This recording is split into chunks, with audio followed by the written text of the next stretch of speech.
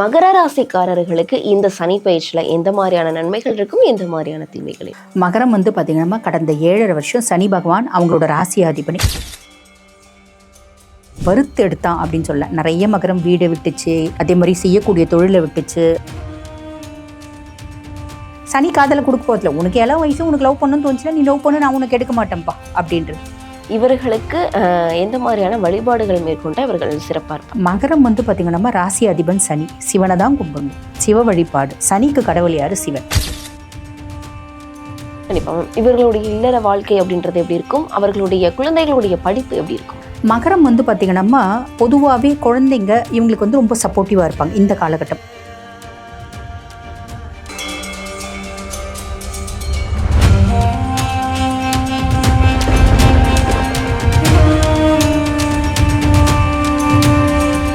You Tamil பக்தி நேயர்களுக்கு வணக்கம். நான் உங்கள் பிருந்தா சங்கர். இன்று நம்மோடு சிறப்பு விருந்தினராக இணைந்திருப்பது ஜோதிட சிரோன்மணி, ஆன்மீக சொற்பொழிவாளர் டாக்டர் தீபா அருளானன் அவர்கள் தான். வணக்கம் மேம். வணக்கம்மா, எப்படி இருக்கீங்க? நல்லா இருக்கேம்மா, நீங்க நல்லா இருக்கீங்களா? இப்போ தொடர்ந்து நம்ம ஒவ்வொரு கிரக சேர்க்கை எப்படி வருது, ஒவ்வொருடைய குரு பயிற்சிகள், அப்புறம் சனி பயிற்சிகள், தொடர்ந்து பல விஷயங்களை ஆன்மீகம் ரிலேட்டடா, ஜோதிடம் ரிலேட்டடா தொடர்ந்து நம்ம பேசிட்டு இருக்கோம். அதன் அடிப்படையில் மார்ச் 6ஆம் தேதி வர இருக்கும் வாக்கிய பஞ்சாங்கத்தின்படி இருக்கக்கூடிய சனி பயிற்சி, இந்த சனி பயிற்சினால மக்களுக்கு எந்த மாதிரியான நன்மைகள் இருக்கும், எந்த மாதிரியான தீமைகள் இருக்கும் அப்படின்றத எங்க நேயர்களுக்காக சுருக்கமா சொல்லுங்க. கண்டிப்பா இந்த சனி பயிற்சியை பத்தி மக்களுக்கு நிறைய சந்தேகம் இருக்கு. அதை நீங்க தெளிவா மக்களுக்கு புரியணும் அப்படின்றதுனால தான் வாக்கிய பஞ்சாங்கம் படி அப்படின்னு கேள்வி கேட்டிருக்கீங்க. ஏன்னா பாருங்க, 29 மார்ச் 2025 சனி பகவான் பயிற்சி ஆயிட்ட மாதிரி, கும்பத்திலிருந்து மீனத்துக்கு பயிற்சி ஆயிட்ட மாதிரி நாங்களே திருக்கணித பிரகாரம் நாங்க சனி பயிற்சி பலன்கள் சொன்னோம். அப்படி இருக்கும்போது இப்ப நாங்களே வாக்கிய பஞ்சாங்கம் பிரகாரம் சனி பயிற்சி சொல்றோம். இது என்ன மக்களுக்கு ஒரு விதமான குழப்பம் இருக்கும் பார்த்தீங்களா? பொதுவாக பாருங்க, இந்த பஞ்சாங்கத்துல 2 பஞ்சாங்கம், வாக்கிய பஞ்சாங்கம், திருக்கணித பஞ்சாங்கம். வாக்கிய பஞ்சாங்கம் அப்படின்றது ரிஷிகளாலும் முனிகளாலும் இயற்றப்பட்டது. அதையே தான் பார்த்தீங்கன்னா இப்போ நவகிரக ஸ்தலங்கள்ல ஃபாலோ பண்றாங்க. முக்கியமா திருநள்ளாறு தர்பாரண்யேஸ்வர் கோயில்ல வாக்கிய பஞ்சாங்கம் தான் ஃபாலோ பண்றாங்க. 6/3/2026 தான் சனி பயிற்சி, புரியுதுங்களா? ஆனா திருக்கணிதம் அப்படின்றது அட்வான்ஸ்டு வெர்ஷன் ஆஃப் வாக்கிய பஞ்சாங்கம். வாக்கியம் தான் பேஸ், அது அட்வான்ஸ்டு மேத்தமெட்டிக்ஸ், அட்வான்ஸ்டு ஃபிசிக்ஸ் அப்படின்னு சொல்கிறாங்க பார்த்தீங்களா? அந்த மாதிரி அட்வான்ஸ்டு வெர்ஷனு. அது பிரகாரம் பார்த்தீங்கன்னா மார்ச்சே சனி பகவான் பயிற்சி ஆகிட்டாரு. ஆனால் இன்றளவும் வாக்கிய பிரகாரம் ஃபாலோ பண்ணுற மக்கள் எத்தனையோ பேர் இருக்க தான் செய்கிறாங்க. இப்போ இந்த மார்ச்சுக்கு அப்புறம் பிறந்த குழந்தைகள்லாம் பார்த்தீங்கன்னா ஜாதகம் எழுதுறது கேட்பாங்க பார்த்தீங்களா? அப்போ பெற்றோர்கள் கேட்பாங்க, மேடம் எங்களுக்கு வாக்கிய பஞ்சாங்கம் பிரகாரம் எழுதி கொடுங்க. அவங்களுக்கு சனி பகவான் கும்பத்திலேயே இருக்க மாதிரி தான் எழுதி கொடுப்போம். மேடம் எங்களுக்கு திருக்கணித பிரகாரம் எழுதி கொடுங்க, சனி பகவான் மீனத்தில் இருக்க மாதிரி எழுதி கொடுப்போம்.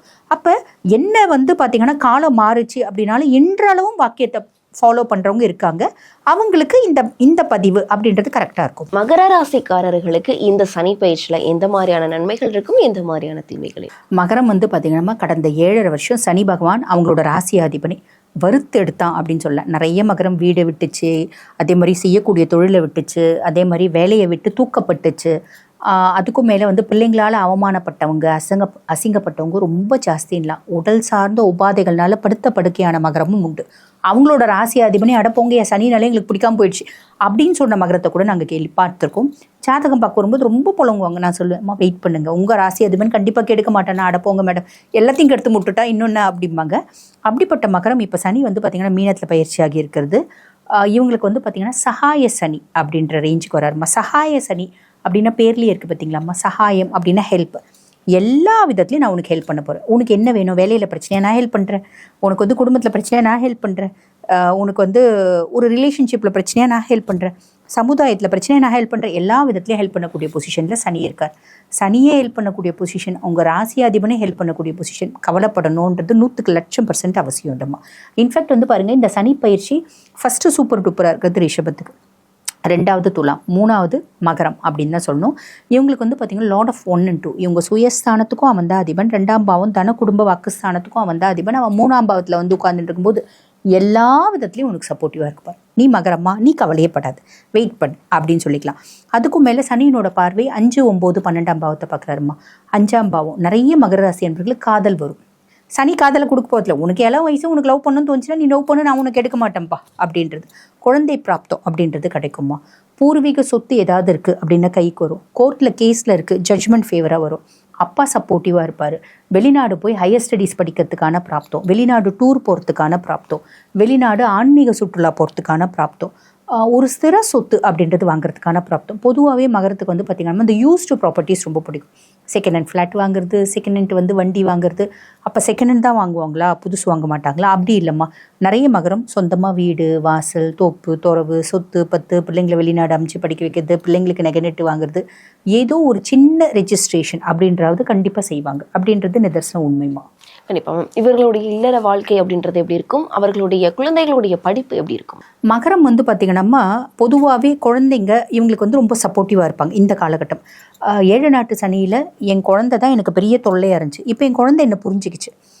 அப்பா படுற கஷ்டம், அம்மா படுற கஷ்டம், அம்மாவை அசிங்கப்படுத்திட்டோமே, அம்மா அவமானப்படுத்திட்டோமே, இவ்வளோ கஷ்டப்பட்டு நம்மளுக்கு மெடிசன் சீட் காசு கொடுத்து கடனை உடனே வாங்கி கொடுத்துருக்காங்களே, படிக்காமல் நம்ம எவ்வளோ கஷ்டப்படுத்திட்டோம், இப்போ நான் படிக்கணும், எனக்குன்னு பொறுப்பு வந்துருச்சு, எனக்குன்னு ரெஸ்பான்சிபிலிட்டிஸ் வந்துருச்சு. அப்போ குழந்தைங்க நல்லா புரிஞ்சு நடந்துப்பாங்க. 100க்கு 100% இல்லை அப்படின்னாலும் ஒரு 75% அவங்க புரிஞ்சுப்பாங்க அப்படின்னா அது ஒரு பெரிய ப்ளஸ். குடும்பத்தில் வந்து பார்த்திங்கன்னா இவங்களோட தியாகம் தெரிய வரும். பொதுவாகவே மகரம் வந்து பார்த்திங்கன்னா மெழுகுவத்திகள் மாதிரி தான் எரிஞ்சு வெளிச்சத்தை கொடுக்கக்கூடியவங்க. அப்படிப்பட்ட பர்சனாலிட்டிஸ் இப்போ இவங்களோட தியாகம் குடும்ப உறுப்பினர்களுக்கு தெரிய வரும். அப்போ அவங்க ஆட்டோமேட்டிக்காக வந்து பார்த்திங்கன்னா இவங்கள புரிஞ்சுப்பாங்க. இவங்களோட வாழ்க்கையில் சந்தோஷம் அப்படின்றது 7 வருஷத்துக்கு அப்புறம் திரும்பி வரப்போகுது அப்படின்லாமா. இவர்களுக்கு எந்த மாதிரியான வழிபாடுகள் மேற்கொண்டா இவர்கள் சிறப்பாக இருப்பாங்க? மகரம் வந்து பார்த்திங்கன்னா ராசி அதிபன் சனி, சிவனை தான் கும்பிடணும். சிவ வழிபாடு, சனிக்கு கடவுள் யார்? சிவன்.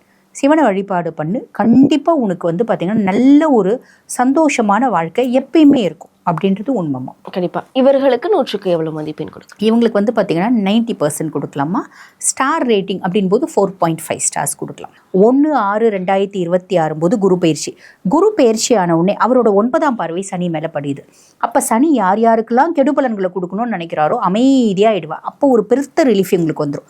அடுத்த குரு பயிற்சி வரைக்குமே உங்களுக்கு பெருத்த ரிலீஃப் இருக்கும். அப்போ எல்லாரும் இந்த காலகட்டத்துக்கு மேலே ரிலாக்ஸ் அப்படின்றது ஆகிடலாம். நல்லது செய்யக்கூடிய ராசிகளுக்கு இன்னும் கொஞ்சம் சனி நல்லது செய்வார்.